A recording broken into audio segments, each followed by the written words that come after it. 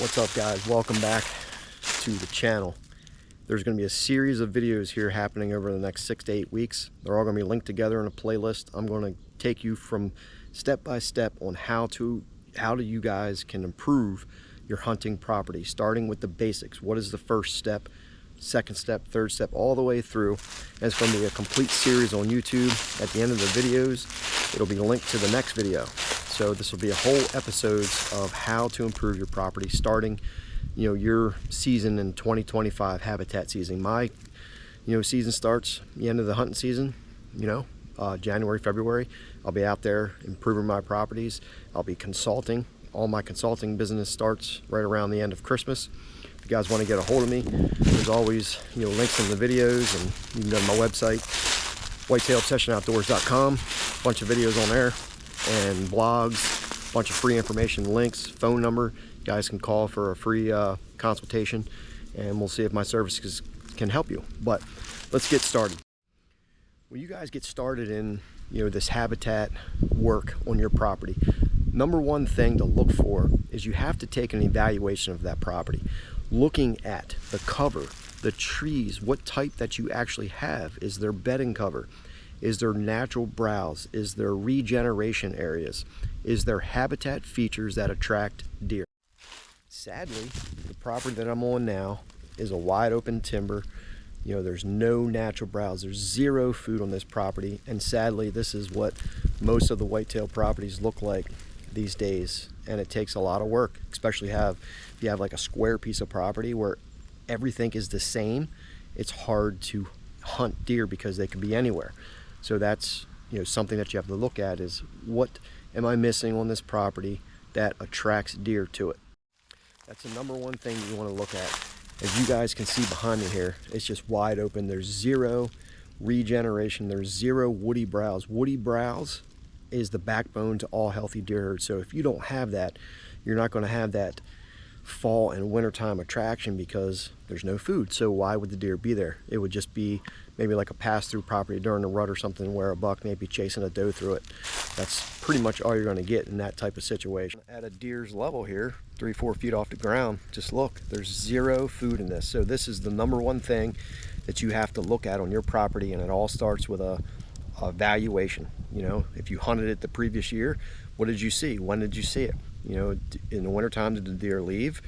And so forth. If it's a brand new property that you're purchasing in 2025, this is the first step. Do an evaluation, walk the entire property, and then you can develop a plan and habitat strategy as you move on. Another part of the evaluation is you're looking at the timber. What type of timber do you have? Do you need to get a logger in there? Most cases from what I see on consulting is the clients really don't care about the timber, marketable timber. They just want better habitat.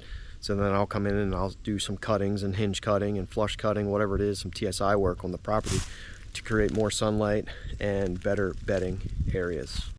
From walking this property, there's a lot of maples.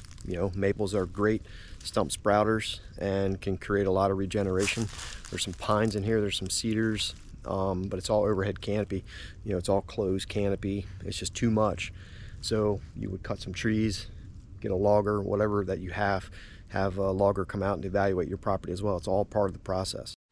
Another part of this process and evaluation is also checking to see if you have bedding areas. Is the property large enough to where you can actually have some bedding areas to maybe hold those deer, and then as they get up from bedding to move to a food plot, or food plot that you have to create? Or is it bedding on your property where they get up before dark and they move out to a local close by ag field? There's so many things you have to evaluate. You can do a drone survey, look at the overhead canopy, circle your property with a drone and see what you can come up with. Next step in this evaluation is a trail camera survey. Get your trail cameras out there and see what the deer physically look like. This is a step that I feel like a lot of people don't do, but you have to look at the physical health of the deer. Looking at the health of the deer, through your trail camera survey, is okay, what does this deer look like? Are the ribs showing? Is the right behind the rib cage, are the hind areas or the stomach areas kind of sunk in? That all indicates lack of food, and that's easily, I can tell you right here without even taking a trail camera survey, these deer are hungry around here because there's no food. So a trail camera survey actually helps you with that as well, to see the physical quality of deer. You know, do they just look skinny and unhealthy? You'll be able to easily tell that by looking at trail cameras. You know, in here we have a few naturally, you know, blown down, you know, deadfalls and stuff, but you know, this little area here has some opening, but I mean, you need 30-40% of that you need, you know, 50-60% of that canopy open up to really start seeing some regeneration areas. And you can see this whole property just has no food whatsoever. Now we just found, you know, on scouting mission here on a survey, we found this little area here. It's probably about, I don't know, half acre in size, where we actually have some pine trees starting to come up, and almost every one of these pine trees is rubbed, and this is a little bit of cover. So we know bucks are kind of coming into this area, marking their territory. Could be a little staging area as well, but this is what we're finding by boots on the ground. You know, it tells you a lot about your property. And as part of this video series, I will show you how to create that as the videos go on. It's very easy to do. It takes a lot of work, but it's also, you know, easy to do. You know, it just takes work and dedication and having a plan.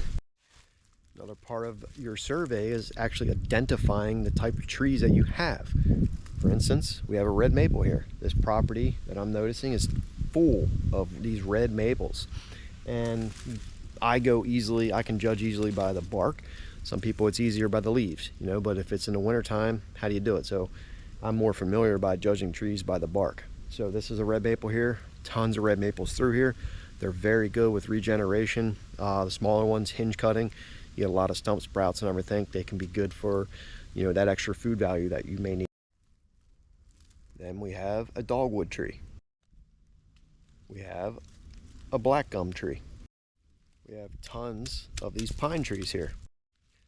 Then we have areas of these holly trees. You know, we have little pockets of these hollies. So a lot of times too, in the wintertime, these could be good trees when you get snow.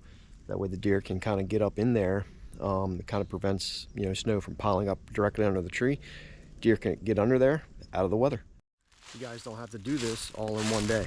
You know, start small, work your way up to it, evaluate the entire property, and then you can move on with each step in this video series. You know, then you can have a full plan and ideas on what to do. And of course, if you guys always need more help, you can hire somebody to come out and evaluate your property, like myself. Get a hold of me through my website, and I'm glad to help you. And with that being said, give this video a watch right here. Each one of these videos will take you through the series in a playlist. Pay attention. Any questions, drop comments down below. I'm glad to help you guys. Also subscribe right here if you guys are new, and I'll see you guys on that next episode.